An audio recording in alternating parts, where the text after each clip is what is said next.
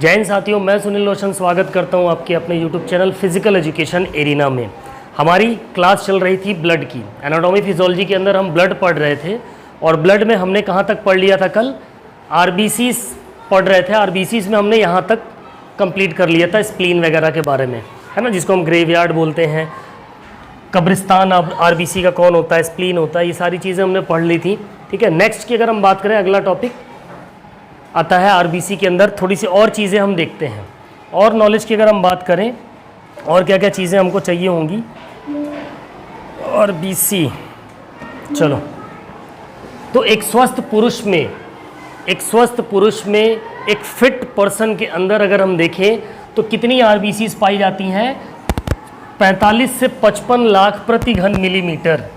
ठीक है, प्रति घन मिलीमीटर पाई जाती हैं आरबीसीज, 45 से 55 लाख। वहीं अगर हम बात करें महिलाओं में, तो महिलाओं में 40 से 45 लाख, ठीक, लगभग 5 से 10 लाख पुरुषों की अपेक्षा कम आरबीसीज पाई जाती हैं।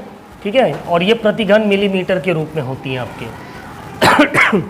अगर हम बात करें किस चीज़ की, इसके काम की, आरबीसी का मुख्य कार्य क्या है, यहाँ से आपका क्वेश्चन पुटअप होता है। एक इंपॉर्टेंट पॉइंट है साथियों कि ऑक्सीजन का काम होता है परिवहन का।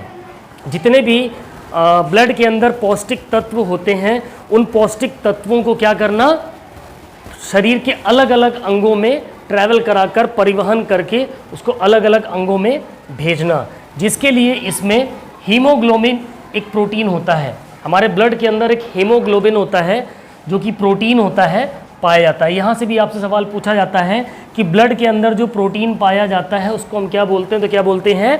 हीमोग्लोबिन बोलते हैं। हीमोग्लोबिन, ठीक है। आरबीसी में हीमोग्लोबिन पाया जाता है और हीमोग्लोबिन के कारण ही रक्त का रंग लाल होता है। हमारा ब्लड रेड क्यों दिखाई देता है? हीमोग्लोबिन के कारण। किसके कारण रेड दिखाई देता है? हीमोग्लोबिन के कारण हमारा जो ब्लड होता है वो कैसा दिखता है दोस्तों? रेड कलर में दिखाई देता है। ठीक है, हीमोग्लोबिन की बात करें तो हीमोग्लोबिन दो चीज़ों से मिलकर बना है, हेमेटिन और ग्लोबिन। हेमेटिन और ग्लोबिन, इन दो चीज़ों से मिल करके हमारा क्या बना है? हीमोग्लोबिन बना हुआ है। ठीक है, हीमोग्लोबिन की अगर हम बात कर रहे थे तो दो चीज़ों से बना है, हेमेटिन और ग्लोबिन। अब हेमेटिन क्या होता है? हेमेटिन होता है एक लौह तत्व। हमको पता होगा, आप लोगों ने सुना होगा कि हमारे ब्लड के अंदर क्या होता है? आयरन होता है, लोहा होता है। ब्लड में क्या पाया जाता है?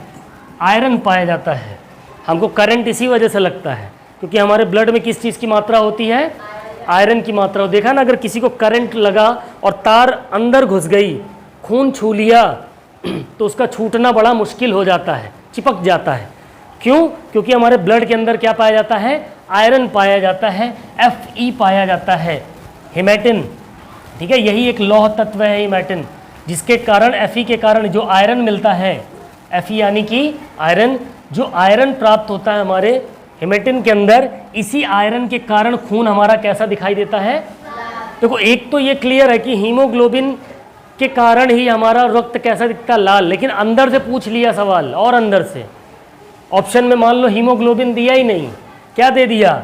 हेमेटिन दे दिया, Fe दे दिया, तब कंफ्यूज हो जाएंगे आप। ठीक है, इसलिए तीनों चीज़ें पता होनी चाहिए। ठीक है, कि ग्लोबिन की बात करें तो ग्लोबिन एक प्रकार का क्या होता है? प्रोटीन होता है। ठीक है, जो कि ऑक्सीजन और कार्बन डाइऑक्साइड को शरीर के अलग अलग भागों तक ले जाने व लाने का कार्य करता है। लेकर भी जाता है कार्बन डाइऑक्साइड और ऑक्सीजन को, और वापस ले करके भी आता है। कौन? ग्लोबिन। यहाँ से क्वेश्चन पुटअप होता है। ठीक है, ब्लड के अंदर एक प्रोटीन, कौन सा प्रोटीन? ग्लोबिन। हीमोग्लोबिन भी क्या है? एक प्रकार का प्रोटीन है। ठीक है, ध्यान रखना इन चीज़ों को। किसके कारण लाल दिखाई देता है हमारा ब्लड? Fe के कारण, आयरन के कारण, हीमोग्लोबिन के कारण, हेमेटिन के कारण। ठीक है, आगे देखते हैं। आरबीसी में जो हेमोलाइसिस होता है, क्या होता है? एक हेमोलाइसिस होता है। रक्त में जो आरबीसीज नष्ट होती हैं, ब्लड में जो आरबीसी नष्ट होंगी उसको हम क्या बोलेंगे? हीमोलाइसिस। हमारे ब्लड में गले में खिचखिच, हाँ, सो आरबीसी जो हमारे ब्लड के अंदर जो आरबीसी नष्ट हो जाती हैं, मर जाती हैं, डैमेज हो जाती हैं, उनको हम बोलते हैं हीमोलाइसिस। रक्त के अंदर आरबीसी का मरना या नष्ट होना, वो प्रोसेस क्या कहलाती है? हीमोलाइसिस कहलाती है। कौन सी प्रोसेस कहलाएगी? हीमोलाइसिस प्रोसेस कहलाती है। हीमोलाइसिस प्रोसेस कहलाती है, रख दो वहीं पे। हीमोलाइसिस कहलाती, क्या कहलाती है? हीमोलाइसिस कहलाती है। सोते समय आरबीसी की संख्या 5% कम हो जाती है। लो भाई जितना ज़्यादा सोओगे आरबीसी उतनी कम होती जाएगी, ठीक है। तो जब हम सोते हैं उस समय हमारे आरबीसी की संख्या कितने परसेंट कम हो जाती है? 5% कम हो जाती है, ठीक है। ऊंचाई पर जाने पर आरबीसी की संख्या 30% बढ़ जाती है। जब हम हाई एल्टीट्यूड पर जाते हैं, पहाड़ों पे जाते जाते जाते वहाँ पर, जब पहाड़ों पे जाएंगे तो वहाँ क्या कम हो जाती है? ऑक्सीजन का लेवल कम हो जाता है। क्या हो जाता है? लेकिन आरबीसी की जो संख्या होती है वो क्या होती है? 30% तक बढ़ जाती है, ठीक है। और आरबीसी की संख्या अगर घटती है तो हम एनीमिया के शिकार हो सकते हैं। किस चीज़ के? एनीमिया, यानी रक्ताल्पता, यानी खून की कमी, ठीक है। अगर आपके अंदर आरबीसी घट रही है, आरबीसी की संख्या घट रही है, तो आप किस चीज़ के शिकार हो सकते हैं? एनीमिया के शिकार हो सकते हैं, जिसमें खून की कमी हो जाती है, ठीक है। दिखा रहा है ना, लौह अयस्क, आयरन की कमी या खून की कमी हो जाती है, ठीक। अगर आरबीसी की संख्या क्या हो रही है? बढ़ रही है, तो पॉलीसाइथीमिया के शिकार हो जाएंगे। किसके? पॉलीसाइथीमिया। ऊंचाई पर जाने पर गर्भ धारण के समय त्वचा पर धब्बे बन जाते हैं। जब आप हाई एल्टीट्यूड पर जाओगे तो आरबीसी की संख्या क्या होती है? हाई एल्टीट्यूड पे बढ़ती है। जब हाई एल्टीट्यूड पे आपकी संख्या बढ़ेगी, मान लो कोई औरत है, उसके पेट में बेबी है, गर्भावस्था का समय है, तो उस समय उसकी चेहरे पे, स्किन पे क्या पड़ जाएंगे? धब्बे धब्बे पड़ जाएंगे। आप देखोगे पहाड़ी औरतों को देखोगे, यहाँ लाल लाल लाल लाल छपा रहता है अक्सर, अगर वो प्रेग्नेंट होती हैं तो, ठीक है। तो इसी जो धब्बे धब्बे पड़ जाते हैं, इसी को हम बोलते हैं पॉलीसाइथीमिया। क्या बोलते हैं? और ये क्यों होता है? जब हम हाई एल्टीट्यूड पे जाते हैं, अधिक ऊंचाई पर जाते हैं, तो वहाँ पर हमारी आरबीसी की संख्या क्या हो जाती है? बढ़ जाती है। इसके कारण होता है, ठीक है। यहाँ से क्वेश्चन बनते हैं, आपके इंपॉर्टेंट पॉइंट है। नेक्स्ट, कुछ बीमारी हैं। कौन सी बीमारी है? एक थैलेसीमिया। क्या है? थैलेसीमिया। थैलेसीमिया बच्चे को माता पिता से आनुवांशिक तौर पर, जेनेटिक तौर पर मिलने वाला एक रक्त का रोग है। थैलेसीमिया एक ब्लड का रोग है। किसका रोग है? ब्लड का, ब्लड डिजीज बोल सकते हैं इसको। कौन सी डिजीज है? ब्लड डिजीज है। थैलेसीमिया एक ब्लड डिजीज है, और ये कैसी होती है? ये जेनेटिक होती है। कैसी होती है?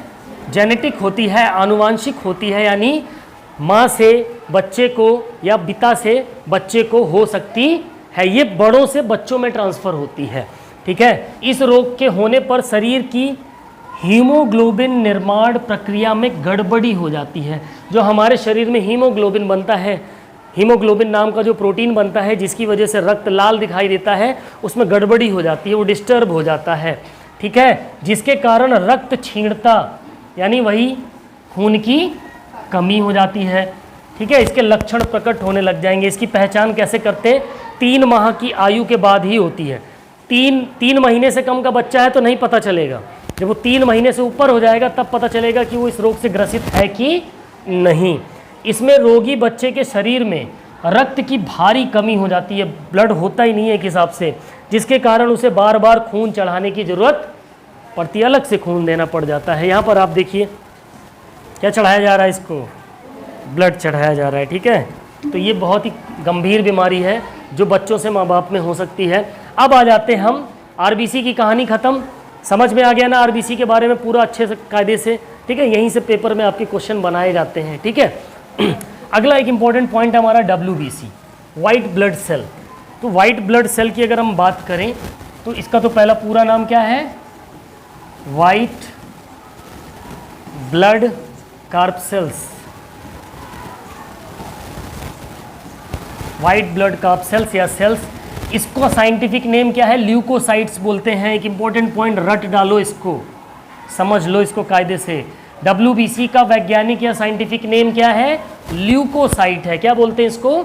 ल्यूकोसाइट बोलते हैं। बोन मैरो में इसका निर्माण होता है, कल ही बताया था। जितने हमारे ब्लड सेल्स हैं उनका निर्माण कहाँ होता है? बोन मैरो में, अस्थि मज्जा में होता है। कल बोन मैरो समझा ही दिया था, बताने की जरूरत नहीं है। वाइट ब्लड सेल्स आपके कुछ इस तरीके से दिखते हैं, ठीक है। वाइट ब्लड सेल कहाँ मरते हैं? ब्लड के अंदर मरते हैं। कहाँ डैमेज होते हैं? रक्त में। कहाँ डैमेज होते हैं? और आरबीसी कहाँ डैमेज होती हैं?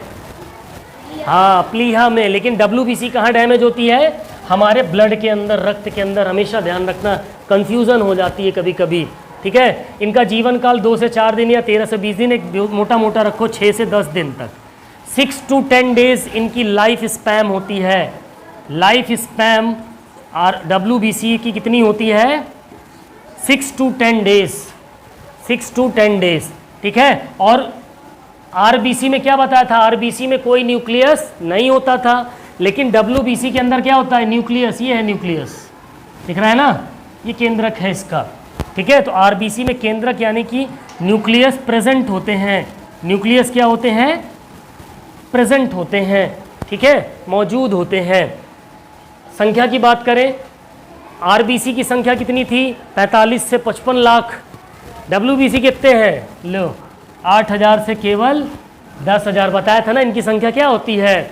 कम होती है। और ये क्या काम करते हैं? कल ही बताया था, रोग प्रतिरोधक क्षमता को मेंटेन करते हैं, हमारे इम्यून सिस्टम को मजबूत रखते हैं ताकि हमें बाहर से कोई बीमारी ना हो, ठीक है। हमारे शरीर में प्रतिरक्षी तंत्र यानी इम्यून सिस्टम को मजबूत बनाने का काम कौन करती है?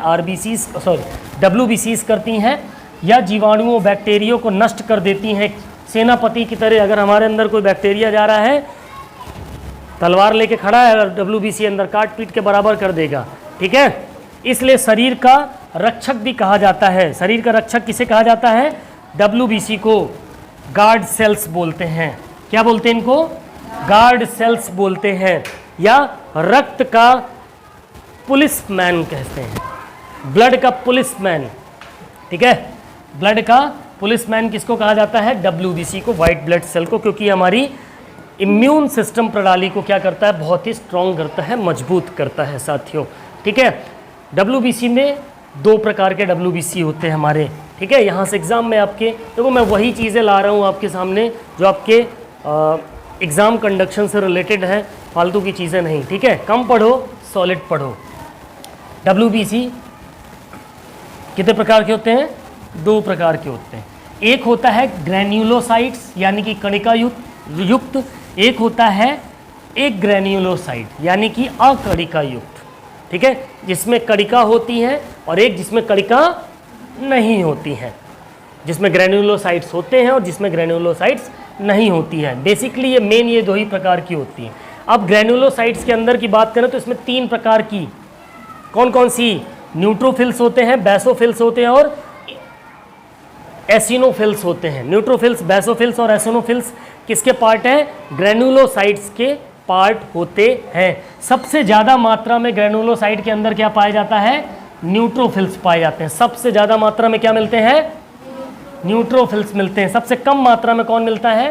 बेसोफिल्स मिलते हैं, ठीक है। बीच का ये हिस्सा होता है। एग्रेनुलोसाइट्स की बात करें तो मोनोसाइट्स और लिम्फोसाइट्स, ये 2 प्रकार के मिलते हैं, ठीक है। सबसे बड़ी WBC, एक इंपॉर्टेंट पॉइंट ध्यान रखना, आपसे सवाल आएगा कि मानव रक्त के अंदर सबसे बड़ी WBC कौन सी है? सबसे बड़ी वाइट ब्लड सेल्स कौन सी है? मोनोसाइट्स होती हैं। मैक्सिमम नंबर ऑफ एग्जाम्स में पूछा हुआ सवाल है, ठीक है, सबसे ज़्यादा बार पूछा। लिम्फोसाइट सबसे छोटी श्वेत कणिकाएं होती हैं, WBC होती हैं, ठीक है। नोट कर लेना, इस पॉइंट को स्टार बना के नोट कर लेना, ये इंपॉर्टेंट पॉइंट है, ठीक है। आगे की बात करें तो अब बात कर लेते हैं, चलो भाई, ग्रैन्युलोसाइट्स में कौन कौन सी थी हमने देख लिया, न्यूट्रोफिल्स, बेसोफिल्स और एसिनोफिल्स, ठीक है। तो न्यूट्रोफिल्स की बात करें तो न्यूट्रोफिल्स संख्या में सबसे ज़्यादा होती है। किसकी संख्या सबसे ज़्यादा होती है? न्यूट्रोफिल्स की, ठीक है। ये क्या है? न्यूट्रोफिल, ये WBC ही है। बेसोफिल्स क्या है? ये भी WBC है। एसिनोफिल्स क्या है? ये भी WBC है। उनके प्रकार है। तो सबसे ज़्यादा कौन सी WBC पाई जाती है? न्यूट्रोफिल्स पाई जाती है, ठीक है, 65% तक। हमारे शरीर में जितनी भी 10,000 WBC होंगी, उन 10,000 में से 65% 6-7 हज़ार WBC कौन सी होंगी? न्यूट्रोफिल्स ही होंगी, ठीक है। या बाहर से आने वाले जीवाणुओं बैक्टीरिया पर सबसे पहले आक्रमण करती हैं और शरीर की रक्षा करती हैं। यही पॉइंट लिख देगा कि बाहर से आने वाले जीवाणुओं बैक्टीरिया पर सबसे पहले हमला या आक्रमण करने या शरीर की रक्षा करने वाली WBC कौन सी है? तो कौन सी है? न्यूट्रोफिल्स है, ठीक है। बेसोफिल्स की हम बात करें तो सबसे कम संख्या में होती है ये। सबसे कम संख्या में कौन सी होती है? बेसोफिल्स वाली WBC होती हैं, 1% होती हैं। कितनी होती हैं? 1% होती हैं। 100-150 मिलती होंगी बस। बेसोफिल्स हमारे शरीर की एलर्जी से बचाने का काम करता है। किससे बचाता है? कोई भी एलर्जी, किसी भी प्रकार की एलर्जी होगी तो उसमें कौन सा WBC काम करेगी? बेसोफिल्स वाली काम करेगी। एसिनोफिल्स की बात करें तो एसिनोफिल्स परजीवी संक्रमण से सुरक्षा करती है। जो प्रोटोजेनिक अटैक होता है, उसका संक्रमण होता है, उस पर ये रक्षा, उससे उनसे रक्षा करने का काम करती है। कौन? एसिनोफिल्स, ठीक है। त्वचा के संक्रमण के समय इनकी संख्या में वृद्धि हो जाती है। जब आपकी स्किन में कोई डिजीज़, कोई संक्रमण हो गया, कोई इन्फेक्शन हो गया, तो इनकी संख्या में क्या हो जाएगी? वृद्धि हो जाएगी। किसकी संख्या में? एसिनोफिल्स की संख्या बढ़ने लग जाएंगी, ठीक है। ये एक इम्पॉर्टेंट स्लाइड है, यहाँ से आपके कई क्वेश्चन बनने की संभावनाएं होती हैं, ठीक है। हम बेसिकली होता क्या है, हम सिर्फ पढ़ के क्या जाते हैं normally, RBC, WBC, platelet. RBC 120 दिन तक जिंदा रहती है, WBC 6 से 7 दिन तक जिंदा रहती है, 10 दिन तक जिंदा रहती है। प्लेटलेट कम होने में बुखार आ जाता है। इनके फुल फॉर्म याद कर लेते हैं, लेकिन जब यहाँ से क्वेश्चन उठा के धर देता है तो दिमाग काम नहीं करता पेपर के अंदर, ठीक है। तो जब यहीं से क्वेश्चन, मेन जो डीपली क्वेश्चन आते हैं इन्हीं सब चीज़ों से आते हैं, ठीक है। तो इनको बहुत इंपॉर्टेंट स्लाइड है, ध्यान रखिएगा। अब आ जाते हैं एग्रेनुलोसाइट्स या अकणिका युक्त जो WBCs होती हैं, उनकी अगर हम बात करें तो इसमें दो होती हैं, एक मोनोसाइट और एक लिम्फोसाइट। मोनोसाइट क्या होती? सबसे बड़ी क्या WBC होती है। लिम्फोसाइट्स क्या होती? सबसे छोटी WBC होती। पहले तो यही याद रखना है, ठीक है। मोनोसाइट सबसे बड़ी आकार की होती। किसमें बड़ी होती है? आकार में, शेप में, साइज में। किसमें? साइज में सबसे बड़ी होती है WBC। कौन सी? मोनोसाइट्स। ये हमारे घाव को भरने में मदद करती है। हमें कहीं चोट वगैरह लगी है, इंटरनल घाव हो गया, तो उसको भरने में कौन मदद करेगा? मोनोसाइट्स करेंगी। सबसे छोटी आकार में कौन होती है WBC? लिम्फोसाइट्स होती है। यह मेमोरी सेल का निर्माण करती है। जो हमारी याददाश्त करने वाली जो कोशिकाएं होती हैं, मेमोरी सेल्स, याददाश्त वाली कोशिकाएं, उसका निर्माण कौन करता है? लिम्फोसाइट्स WBCs करती हैं। ध्यान रखिएगा, ठीक है। ये स्लाइड, ये दोनों स्लाइड ही बहुत ज़्यादा इंपॉर्टेंट है, इसके पहले वाली और ये वाली। अब आ जाते हैं हम प्लेटलेट्स के ऊपर। रक्त बिंबाणु या प्लेटलेट्स, इनका भी बहुत अहम रोल होता है। सबसे पहले इसका साइंटिफिक नेम की बात करें तो इनको हम थ्रोम्बोसाइट्स बोलते हैं। क्या बोलते हैं? थ्रोम्बोसाइट्स। देखो ध्यान से समझो, RBC का क्या था? इरेथ्रोसाइट्स। क्या था? RBC इसको हम क्या बोलते हैं? इरेथ्रोसाइट्स, है ना। WBC को हम क्या बोलते हैं? ल्यूकोसाइट्स, ठीक। और यहाँ क्या है? प्लेटलेट्स को हम क्या बोलते हैं, या YBC को हम क्या बोलते हैं? थ्रोम्बोसाइट्स बोलते हैं। क्या बोलते हैं? थ्रोम्बोसाइट्स बोलते हैं। ये 3 पॉइंट हमेशा याद रखिएगा, इन तीनों से आपसे सवाल पूछे जाते हैं, ठीक है। तो वैज्ञानिक साइंटिफिक नेम की बात करें प्लेटलेट्स की तो थ्रोम्बोसाइट्स। इसका निर्माण भी कहाँ होता है? बोन मैरो में ही होता है। इन तीनों सेल्स का निर्माण कहाँ होता है? RBC, WBC, YBC का बोन मैरो में, अस्थि मज्जा में। RBC कहाँ डेड होती हैं? जाकर के स्प्लीन में डेड होती हैं। कहाँ मरती हैं? स्प्लीन में। WBC कहाँ मरती हैं? ब्लड में मरती हैं, ठीक है। और थ्रोम्बोसाइट्स यानी कि प्लेटलेट्स भी कहाँ मरती हैं? जाकर प्लीहा में ही या स्प्लीन में जाकर डेड हो जाती हैं, मर जाती हैं, ठीक है। इसमें किसी भी प्रकार का कोई केंद्रक नहीं पाया जाता है। ध्यान से समझिएगा, RBC, WBC और YBC, इनमें सिर्फ एक WBC ही ऐसा है जिसमें क्या मिलता है? न्यूक्लियस। क्या मिलता है? न्यूक्लियस, या जिसको हिंदी में हम क्या बोलते हैं? केंद्रक। बाकी इन दोनों में न्यूक्लियस नहीं पाया जाता। ठीक है, क्लियर इतनी चीज़, ये ध्यान रखिएगा। ठीक, फिर इनका जीवन काल 3 से 5 दिन तक होता है। कितने दिन तक जिंदे रहती हैं थ्रोम्बोसाइट्स, प्लेटलेट्स? 3 से 5 दिन। ये थ्रोम्बोसाइट्स क्या करती हैं? ब्लड का थक्का जमने में, ब्लड को कोगुलेट करने में क्या करती हैं? मदद करती है। प्लेटलेट्स केवल स्तनधारियों यानी मैमल्स में पाया जाता है। मैमल्स यानी स्तनधारी जो अपने बच्चों को दूध पिलाते हैं। कौन कौन है? इंसान पिलाता है, जानवर में गाय, भैंस, बकरी, है ना, ये मैमल्स की श्रेणी में आ जाते हैं। तो ये केवल प्लेटलेट्स केवल किस में मिलता है? ऐसे जीवों में मिलता है जो अपने बच्चों को क्या पिलाते हैं?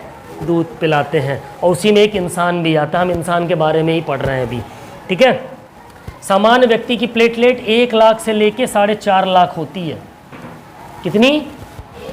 1.5 लाख से लेके 4.5 लाख, यानी 1.5 लाख से कम हो जाएगी तो सर खड़े नहीं हो पाओगे, फिर चक्कर आएगा, गिरने लगोगे। डेंगू हो जाता तो हालत खराब हो जाती है ना, सुस्त हो जाती शरीर। प्रति माइक्रोलीटर डेंगू, ठीक है, किस में होती है ये? माइक्रोलीटर में होती है। किस में होती है ये? माइक्रोलीटर में होती है, ध्यान रखिएगा। डेंगू बुखार में प्लेटलेट्स की संख्या क्या हो जाती है? बहुत तेजी से कम होने लग जाती, गिरने लग जाती है। अब कुछ रक्त बिंबाणु से संबंधित बीमारियां हैं। प्लेटलेट से संबंधित कौन सी बीमारी है? हीमोफीलिया। कौन सी? हीमोफीलिया। हीमोफीलिया एक जेनेटिक रोग है। कैसा रोग है? जेनेटिक डिजीज है। कैसा डिजीज है? जेनेटिक डिजीज है हीमोफीलिया, जिसमें शरीर के बाहर बहता हुआ रक्त जमता नहीं है। कट लग गया, खून क्या होगा? नहीं जमेगा, वो बहता रहेगा, बहता रहेगा। समझ में आया? अगर घाव खुला है, जब तक आप उसको बांधे हो, रुका है, जहाँ खोल दिए फिर बहने लगेगा, क्योंकि क्या होता है उसमें? रक्त का थक्का नहीं बन पाता है, ब्लड कोगुलेशन की प्रोसेस ही नहीं हो पाती है, तो रक्त जमता ही नहीं है। इसके कारण चोट या दुर्घटना में ये जानलेवा हो सकता है। भाई पूरी बॉडी से खून ही निकल जाएगा ना फिर, जब रुकेगा ही नहीं तो।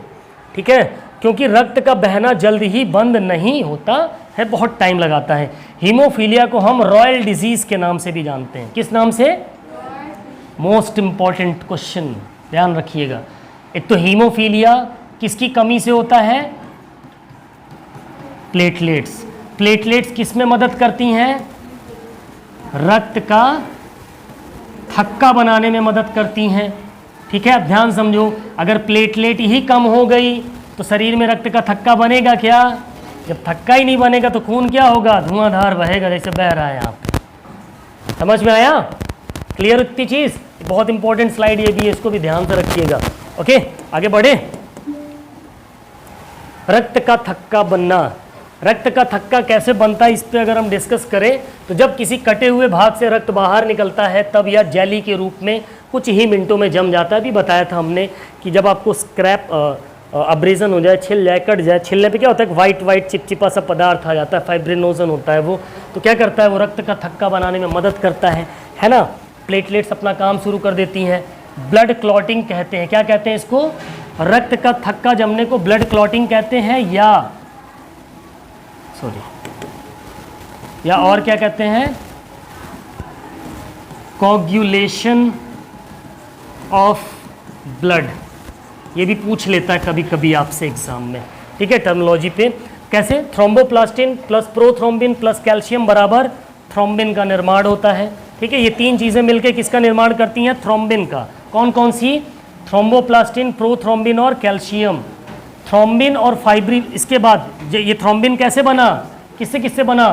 थ्रोम्बोप्लास्टिन, प्रोथ्रोम्बिन और कैल्शियम से बना। जब हमें क्या मिल गया? थ्रोम्बिन। फिर ये थ्रोम्बिन किसके साथ मिलता है? फाइब्रिनोजन के साथ मिलता है। तो क्या बना लेता है? फाइब्रिन बना लेता है। फिर अब फाइब्रिन मिल गया। अब फाइब्रिन और हमारे जो आरबीसी, डब्ल्यूबीसी, वाईबीसी हैं, ये फाइब्रिन के साथ जब मिलते हैं तो क्या जम जाता है? रक्त का थक्का जम जाता है। समझ में आया?